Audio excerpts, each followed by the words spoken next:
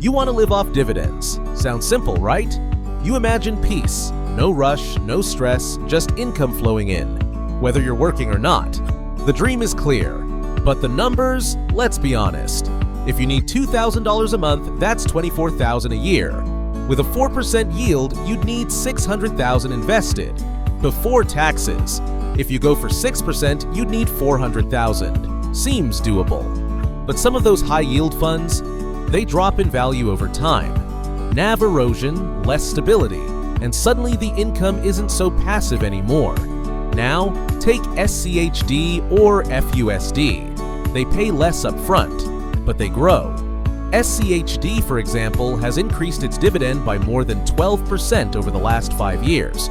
That means more income, even if you never buy another share. If inflation is 3%, but your dividends grow 10%, you stay ahead. That's how you protect yourself. It's not about chasing yield. It's about reliable income that grows while you sleep. Let's say you only need $1,200 a month. That's $14,000 a year.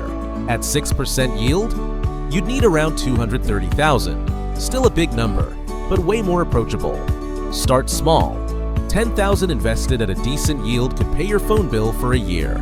That's not retirement money, but it's a start. And if you reinvest, it compounds. Every dollar you invest buys back a little piece of your time.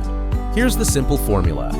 Your yearly expenses divided by your dividend yield equals your target portfolio. From there, you stay consistent, you reinvest, and you let time do the work. Because FIRE isn't about being rich, it's about not needing more. Start with what you have, focus on dividend growth, and give it time. Thanks for watching. Subscribe for more.